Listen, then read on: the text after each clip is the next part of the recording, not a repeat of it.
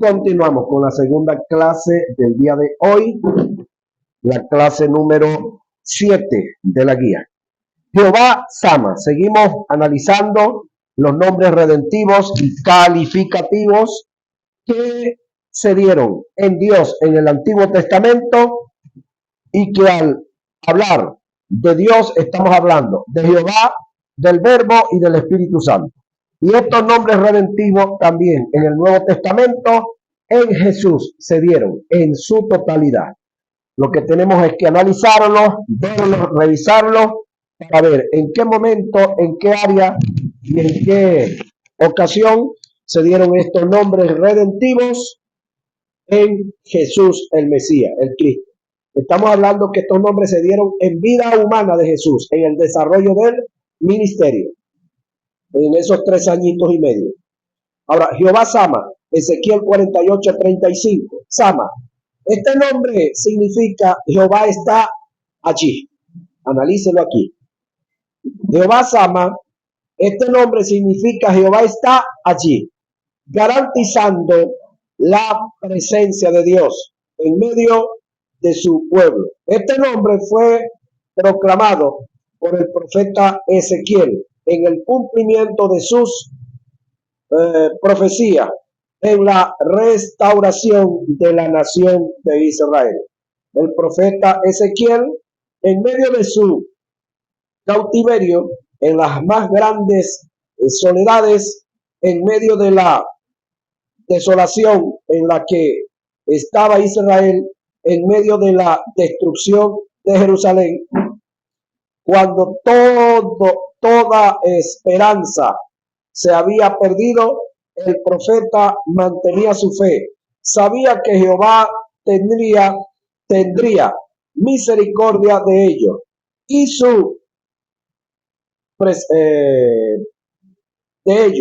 y su presencia se haría manifiesto en su restauración total, garantizando su estadía en medio de ellos, manteniendo este nombre en su espíritu hasta su cumplimiento, al final en el cumplimiento de la profecía. Ezequiel exclamó: Jehová Sama, esto es, Jehová está y estará con nosotros para siempre, en medio nuestro. Ahora, entendiendo que aparte de Jesús, aparte de la presencia de Jesús como humano, aparte de este nombre darse en Jesús, este nombre se está dando ahora en la persona del Espíritu Santo, que está con nosotros. Podemos decir Jehová Sama, ¿sí?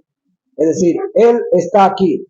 Entonces, el conocer todos estos nombres, una vez que usted los conozca, usted orando puede pronunciarlos y puede decirlos con toda seguridad, con toda tranquilidad, y sabiendo usted el significado de cada nombre, usted calificará como un adorador. Pero si usted oye a alguien diciendo estos nombres y usted se pone a repetirlos como un loro sin saber el significado, usted no califica como un adorador, usted sería un adulador. Entonces, ahí es donde tenemos la necesidad de conocerlo para poder calificar como unos adoradores y no como unos aduladores. Este nombre Jesús lo manifestó en forma tácita en medio de sus discípulos cuando dijo: no os dejaré huérfanos, les enviaré otro consolador para que esté con vosotros hasta que sea mi venida. Juan 14, 16 y 18. Jehová Sama es el nombre que nos garantiza la presencia de Dios en medio de las circunstancias adversas. Cuando creemos estar solos, Él está siempre de nuestro lado. Ha hecho de nosotros su morada. Por eso es que no entiendo cuando uno de nosotros como cristiano se siente solo y comienzan con esas llorantinas a decirle a Dios que por qué los dejó solos, que están solos, que están que para allá. Es decir, yo sé que todos nosotros hemos pasado por esa etapa, pero esa etapa no tiene nada que ver con la espiritualidad, porque Él ha prometido estar con nosotros todos los días Cuando nosotros nos sentimos así, los que estamos melancólicos, los que estamos necesitados de una amiga, de un amigo, de alguien que venga, de alguien que nos dé un abrazo, no estamos hablando en sí, es una manifestación de nuestra manera almática de ser, no es una acción espiritual, porque espiritualmente tenemos promesa de no estar solos nunca, de no estar desprovistos. ¿Sí? Ahora, Jehová Sama es Jehová Sama es el nombre que nos garantiza la presencia de Dios en medio de la circunstancia adversa, cuando creemos estar solos. Él está siempre de nuestro lado, ha hecho de nosotros una morada temporal. ¿Sí? Jehová Tsidkenu, Jeremías 23, 5 y 6. Jehová Tsidkenu. Tsidkenu. Este nombre significa Jehová es mi justicia, y fue manifestado por el profeta Jeremías en profecía dada por Dios, anunciando el advenimiento de la justicia de Dios en la vida del Mesías, en el reinado milenial. He aquí que vienen días, dice Jehová, en que levantaré a David, renuevo justo, y reinará como rey, el cual será dichoso, y hará juicio y justicia en la tierra. En sus días será salvo Judá, e Israel habitará confiado. Y este será su nombre, con el cual le llamarán Jehová justicia nuestra. Jeremías 23, 5 y 6.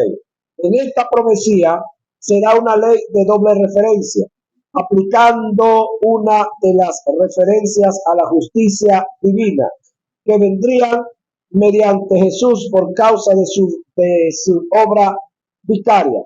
Una de las formas de honrar a Dios bajo este nombre es reconocer todo lo relacionado a la justicia de Dios a favor del hombre. Los incidentes que se dieron en la cruz, que trajeron como producto la justicia, tales como redención, remisión y propiciación, que es regeneración. Y bajo este conocimiento, caminar una vida libre de condenación por causa de pecados que hayas cometido o temes cometer. Entender que ninguna condenación hay para los que están en Cristo Jesús. Romanos 8, 1 y 2. Entender que soy la justicia de Dios. Entender que soy la justicia de Dios en Cristo Jesús. Y que el mismo nivel de justicia que tiene Dios lo tenemos nosotros. Al que no conoció pecado, por nosotros lo hizo pecado, para que nosotros fuésemos hecho justicia de Dios en él. Segunda a Corintios 5:21. En un estado de condenación cercena la posibilidad que pueda adorar a Dios, ya que no hay libertad para hacerlo. Debo entender que cada vez que nos acerquemos a Dios para pedirle perdón por un pecado para efecto de él, es la primera vez que vamos. Nunca hay una segunda oportunidad para pedir perdón por un pecado cometido. Siempre que vayas, para Dios será la primera vez. Él no se acuerda de los demás, ya te los perdonó. Pecaste, pide perdón, no lo hagas más. Lucha en contra del pecado y adorarás a Dios por tu perdón. Ahora, muchas veces, por ignorancia, nosotros cometemos algún pecado y le pedimos perdón a Dios hoy, pero mañana le volvemos a pedir perdón. La semana que viene le volvemos a pedir perdón por el mismo pecado. Dentro de un año le volvemos a pedir perdón a Dios por el mismo pecado. ¿por qué no vamos y hacemos lo mismo cuando vamos a un supermercado y pagamos una cuenta una vez? ¿Por qué no vamos la semana que viene a pagarla otra vez y la otra semana otra vez? ¿Cuántas veces se paga una cuenta? El pecado se confiesa una sola vez. Así como se paga una cuenta en cualquier lado una sola vez, queda cancelada. Cuando usted reconoce su pecado, lo confiesa, ese pecado quedó para efecto de Dios cancelado. Ahora el diablo se va a encargar, escúcheme, el diablo se va a encargar de hablarte de tu pasado, de recordarte, de restregarte tu pasado. ¿Qué tú puedes hacer? Nada, no, si puedes hacer algo. Cuando el diablo se meta, o como se meta, no, cuando el diablo se empeñe en recordarte tus pecados pasados, debes de saber que eso te fue perdonado, que tú eres limpio de eso, que ya Dios se olvidó de eso. Entonces, si Él se empeña en seguirte recordando tu pasado, entonces recuérdale a Él el futuro de Él. ¿Qué es lo que le espera a Él en el futuro? Ya tú sabes lo que le espera a Él en el futuro. Entonces, si Él te apela a ti al pasado, tú para el pasado tienes perdón. Tú para el pasado fuiste limpio. Por la sangre de Jesús tú fuiste lavado. Amén. Pero el futuro del que le espera. Él tienes una fe para que te defienda. Es cuando el cristiano cae en la preocupación y cuando va a poder no. Una sola vez pecaste, una sola vez debes pedir perdón por ese pecado. Una sola vez es necesario, es suficiente para Dios perdonar. Ahora, déjeme recalcar esto, escúcheme, en un estado, que una cosa es estado y otra cosa es condición de pecado. Son dos cosas muy diferentes. Esto quiero que lo aprendan y que lo manejen. Una persona que está en estado de condenación es el no nacido de nuevo, es el inconverso, es el que leíamos ahora atrás, los gentiles tienen estas necesidades. Es decir, cuando Jesús habló de gentiles o en el Nuevo Testamento se habla de gentil, es incrédulo, es no convertido, es no nacido de nuevo. Entonces, en un estado de condenación está cercenada la posibilidad de que pueda adorar a Dios. Es decir, un inconverso está incapacitado de adorar a Dios. Así cante muy bonito, así toque muy bonito la guitarra, así tenga una cristoteca, una miniteca, como la quieras decir.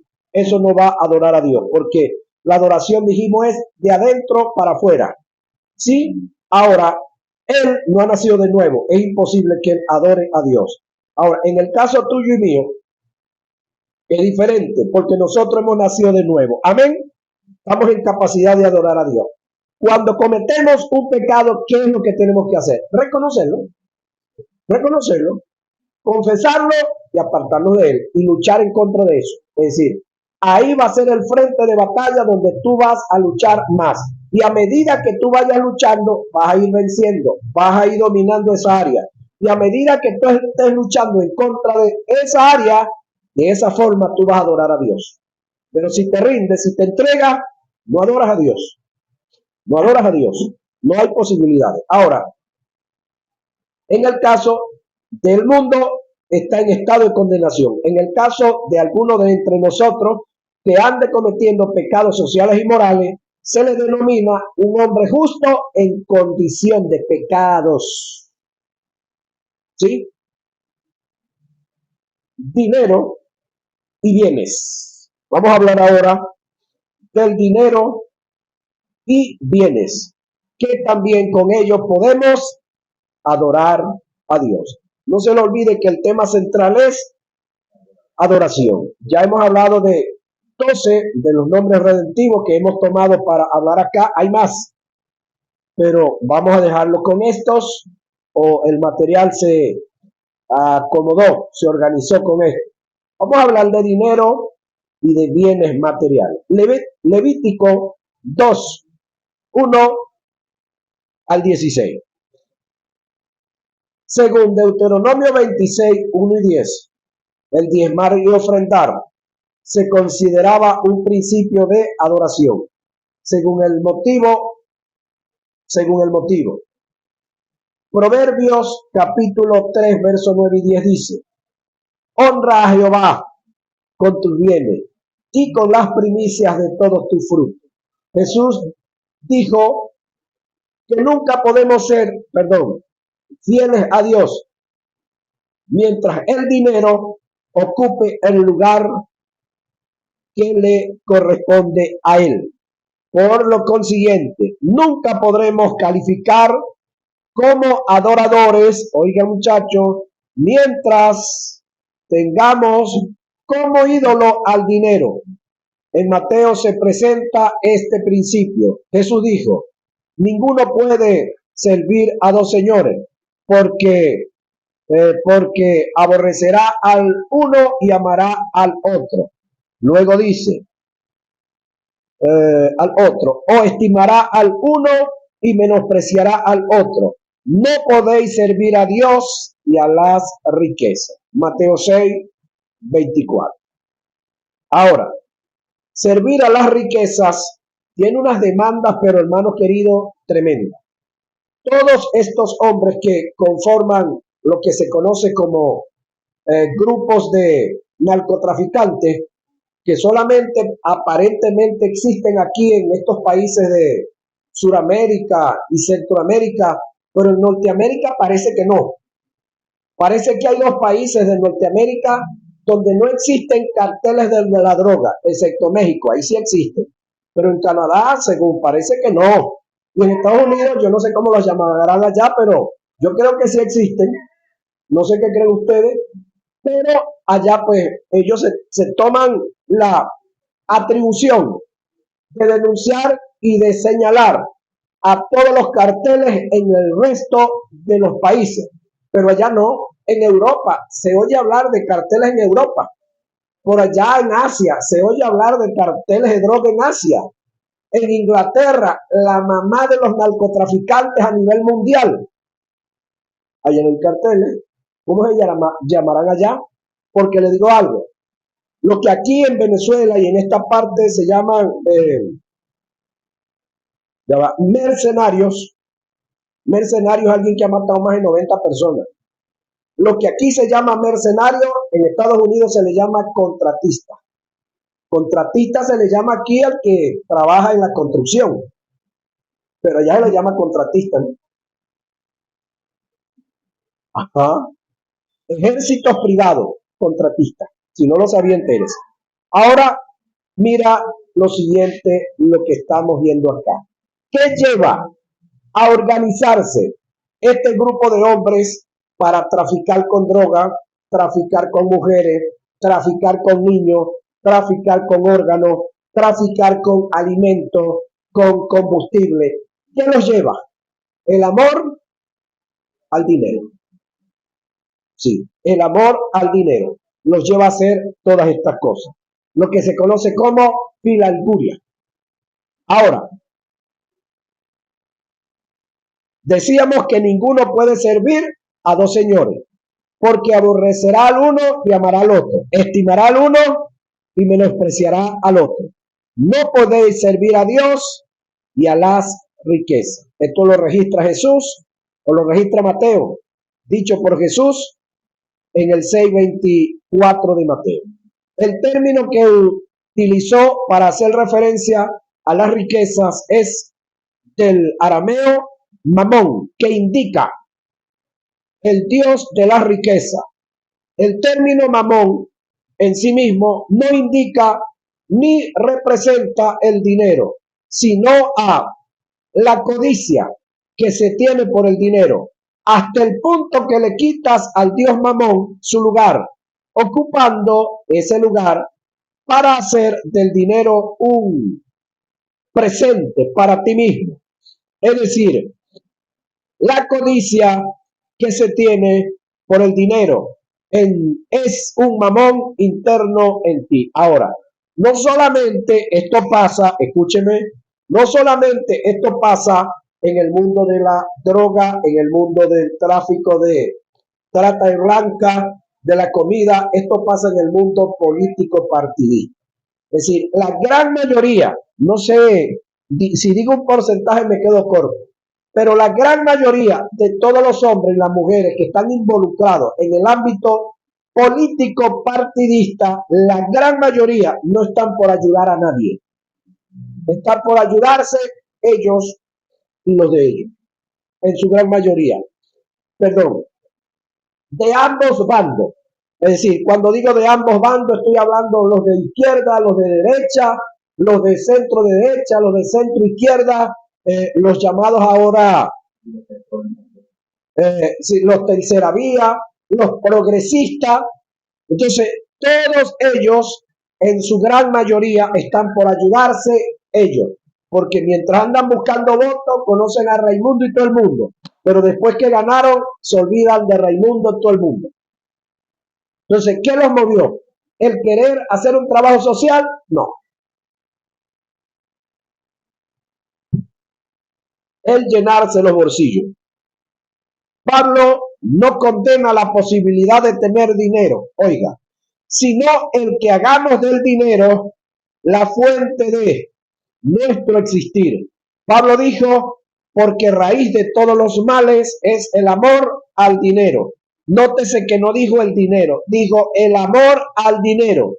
El término amor en referencia al dinero, como lo presenta Pablo en su escrito a Timoteo, es del griego filalguria, que indica una codicia interna llena de perversidad y lujuria, la cual es una raíz de donde proceden y se alimentan cualquier tipo de acción negativa con el fin de conseguir un objetivo que en este caso es enriquecerse a costa de cualquier precio. Entienda esto, enriquecerse a costa de cualquier precio. Es decir, si es necesario que yo deje a varios sin comer, sin cama, sin casa, sin dónde vivir, sin hijo, no hay problema, con tal me enriquezca yo. Ahora, el amor al dinero en su filalguria tiende a ser a una persona egoísta. Si lo que le mueve es el deseo de riqueza, no le importa su semejante ni lo que estos tengan que perder para él obtener todas las ganancias y quedarse con la mejor parte. El deseo de riquezas fija el pensamiento de una persona en sí mismo, convirtiéndose los demás en meros instrumentos que usa y utiliza para lograr su objetivo, y en otro caso ve a su semejante como obstáculo para obtener riqueza y busca la forma de cómo quitarlos del paso. Con esta aptitud tan negativa, donde el primer lugar en tu corazón es el dinero, usurpando el lugar de Dios, no se puede jamás por ningún aspecto ser un adorador. El problema no es que tú tengas dinero, sino que el dinero te tenga o que el dinero nos tenga a nosotros. Cuando no vacilamos, oiga, invertimos y contribuimos, con nuestro dinero, para el beneficio del reino, damos por sentado que Dios es nuestro benefactor y que es la única fuente. Esto implica adoración. Cuando hacemos todo lo contrario, estamos haciendo del dinero nuestra fuente, aferrándote a él, pasando a ser egoísta, mezquino, soberbio, altivo, independiente, codicioso, avaro, y por consiguiente quitamos nuestra mirada de Dios y en su lugar colocamos al dinero, haciendo de este un un Dios, descalificándonos como adoradores. Un creyente que tenga reservas por su dinero y no invierta en el reino de Dios, no califica por ninguna circunstancia ni medios para ser un adorador. y jamás podremos expresar y presentar nuestra adoración a Dios con ninguno de los otros elementos, si no lo hacemos con el dinero. Es decir, cuando hablamos de la adoración, todo lo que hemos venido hablando tiene que ver con un sistema. En cuanto al sistema, una cadena es un sistema de eslabones. Un eslabón que se rompe la cadena. ¿Sí? Entonces, si en esta área yo estoy fallando, entonces puedo estar cumpliendo con todos los demás, pero fallo en esta, dejo de ser un adorador. Entonces ahí es donde usted y yo conocemos para aplicar. Para entender mejor este tópico, voy a desarrollar y a presentar cuál debe ser el carácter de un administrador de los bienes de Dios para calificar como adorador y presentar una verdadera adoración. Voy a presentar la diferencia en su carácter de uno que se hace dueño del dinero que recibe de Dios y uno que es un administrador del dinero sabiendo que no es de él, que le pertenece a Dios. Mayordomo es aquel que administra y cuida posesiones que no son de su propiedad, recursos que le fueron confiados para cumplir los propósitos de un amo. El dueño de los bienes, el dueño de los bienes puede depender de su mayordomo consciente que conoce la responsabilidad que conlleva la mayordomía. Para el amo, el que un mayordomo pueda entender que nada de lo que posee es de su propiedad es un factor determinante para el camino a la adoración genuina. Por esta causa, para Dios como el dueño de los bienes del reino está más interesado en el carácter y los motivos del mayordomo que en los bienes que se le entregan para administrar, porque de esto depende el que sea solidario en la entrega de los bienes. Nuestro carácter como mayordomo es lo que determina cuán útiles podemos ser en las cosas que nos han sido confiadas y la responsabilidad que asumamos ante los bienes que se nos entregan. Un carácter adecuado y bien formado en línea en la responsabilidad está estrictamente relacionado con el ser útil y ser fiel a su Señor, y que dichas virtudes lo llevan a la senda de una adoración genuina. Nunca lo olvides, un principio que quebrantes en el sistema en el sistema te descalifica por completo en lo que haces, cercenando la posibilidad de ser bendecido. Dios no es egoísta. Él no quiere ser el único en tu vida, pero sí quiere ser el primero. Nadie debe ocupar el lugar de Dios, ni siquiera el dinero. Expresiones corporales. Vamos a hablar también de las expresiones corporales a través de las cuales creemos también adorar a Dios. Vamos a ver y analizar esta área. Danza. El arte de la danza es de origen muy antiguo y desde los tiempos más primitivos ha sido usado por todas las razas como medio de expresión emocional y particularmente en la adoración. Los israelitas expresaron a Jehová su alabanza y su canción de gracia desde el corazón por medio de la danza, después de presenciar el poder de Jehová al al destruir a los egipcios en el Mar Rojo. Los hombres israelitas se unieron a Moisés para cantar una canción de victoria, mientras Miriam dirigió a las mujeres en danza, acompañada de panderetas. Éxodo 15, 1 y 20, 21.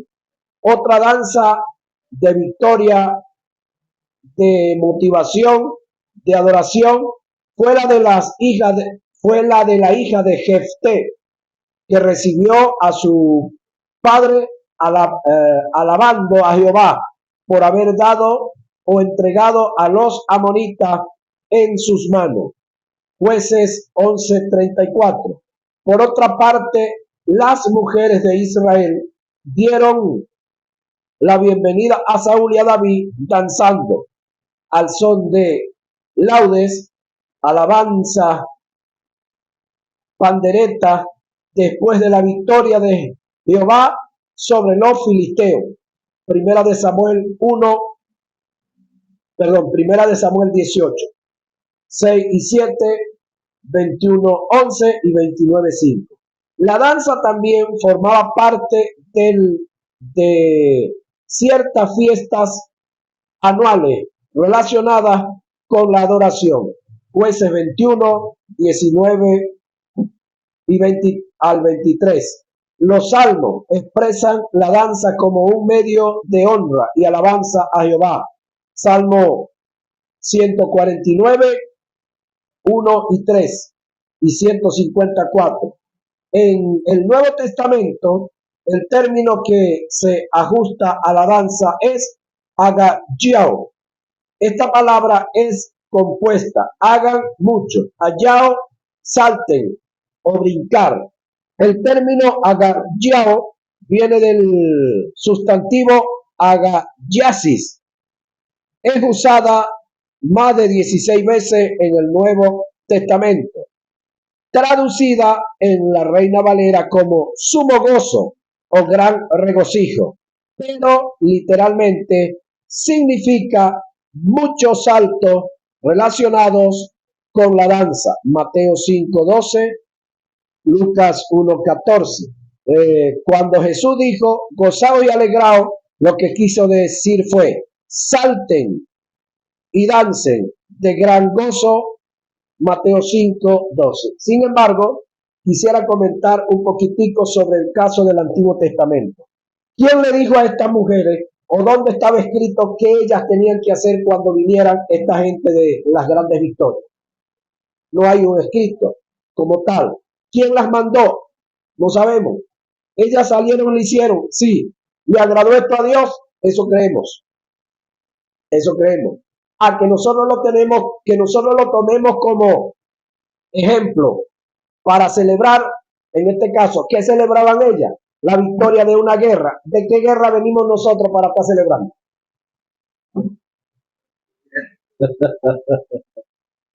Entonces, hay cosas que no están en la Biblia que se pueden hacer, es lo que se conoce como extra bíblico. Pero ahí tenemos que tener un pequeño cuidado. Alguien me decía, pastor, ¿cómo hago yo para predicar un mensaje extra bíblico? Bueno, primero tienes que conocer qué es bíblico. Si usted no conoce qué es bíblico, usted nunca va a poder predicar algo extra bíblico. Porque conociendo lo bíblico, usted va a conocer lo antibíblico también y puede caminar en lo extra bíblico sin violentar las normas, lo establecido, sin venir en contra de la Biblia.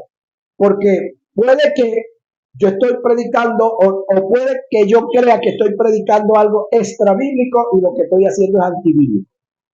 Entonces, la base está en conocer primero la Biblia, de ahí conozco lo antibíblico y de ahí puedo predicar lo extra bíblico. ¿Qué es lo extra bíblico? Lo que yo pueda enseñar, lo que yo pueda predicar, que no choque con lo que ya está establecido.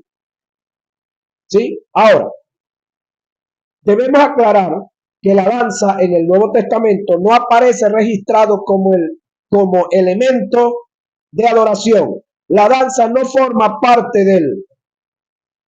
desde el punto de vista imperativo ni impositivo como modelo de adoración, ni quedó establecido como mandamiento. Ahora, nosotros vemos una cantidad de iglesias que andan envueltos en grupos de danza. No está malo como tal. Se visten de diferentes colores, expresan banderas y en esas banderas tienen varios nombres redentivos.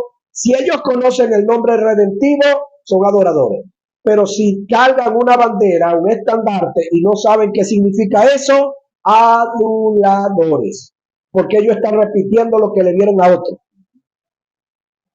O se lo inventaron ellos. Ahora, si alguien toma la aptitud propia de danzar para Dios y cree que con ello está adorando, eso quedaría en una observación propia de Dios en relación con quien está presentando la danza. Según el motivo, Dios determinará en su juicio si tal acción califica como adoración. Por esta causa, no negamos que la acción de danzar para Dios en lo personal pueda calificar como adoración. Tampoco negamos ni prohibimos el que se pueda hacer todo el que se pueda hacer. Todo queda a juicio de Dios en el motivo del corazón de quien lo hace. En un supuesto que la danza de un ente se presente como adoración ante Dios, deberían tomarse en cuenta ciertos factores para determinar si tal acción califica como adoración. ¿Cuál es el motivo por qué lo hace? Su fin, para quién lo hace. Su dedicación, para qué lo hace. Su dedicación, para quién lo hace. Los móviles o los movimientos. El cómo lo hace y qué mensaje transmites en sus movimientos al hacerlo. La danza como supuesta adoración debe hacerse con sentido común. Que la danza se haga en un estado de conciencia, no borrachito, en un orden establecido. No existe tal cosa como decir que estás danzando en el espíritu. Eso no existe. Quienes danzamos somos nosotros con nuestros propios cuerpos y con nuestras propias fuerzas. Tomar la experiencia registrada en el libro de Samuel, cuando David danzó al regreso de su victoria, al rescatar el arca, es contraproducente con la verdad de Dios, porque el pasaje dice que David danzó con su propia fuerza. Y David danzaba con toda su fuerza delante de Jehová. Y estaba David vestido, oiga, estaba como vestido, con un efod de lino. Así David y toda la casa de Israel conducía el arca de Jehová con júbilo y sonido de trompeta. Esto está en segunda de Samuel 6, 14 y 15. Ahora, David acá no estaba desnudo, como más o menos a veces nos los han querido presentar. David se despojó fue de sus vestiduras de rey, se despojó de su corona. ¿Por qué? La actitud de David era que ahí había que honrar a un solo rey, y ese rey era Jehová. Por lo tanto, él, como cualquier otro, se quitó su traje, y eso fue lo que molestó a la mujer, porque se quitó su traje y danzó. Dice acá, vestido, no andaba desnudo, como más o menos a veces lo quieren presentar, que David que estaba danzando y que las cosas aquellas bailaban así, y que todo el mundo lo vio. No. El danzar es una forma, el danzar en una forma desenfrenada, sin tener control ni conciencia de lo que se hace, dando tumbo contra las paredes, es hacer de nuestros cultos el el desprecio para quienes nos observan. Esto redunda en prejuicio de la verdad del Evangelio. Pablo dijo, hágase todo decentemente y con orden. Primera a Corintios 14:40. Sí, eso es en cuanto a la danza hablando. El danzar sin tener conocimiento de las cosas, como perdiendo el sentido, es propio de quienes están poseídos por espíritus inmundos, ya que cuando toman posesión de las personas, los espíritus inmundos controlan su mente, no dándole lugar al consciente, y todo lo contrario ocurre cuando se trata del Espíritu de Dios. Él trabaja con Él trabaja con la mente de los hombres, dejándolo razonar, estando en su sano juicio. Mateo 5:15. Marcos 5:15. Nos toca ahora levantar banderas o estandartes, pero eso lo vamos a dejar para nuestra próxima hora de clase.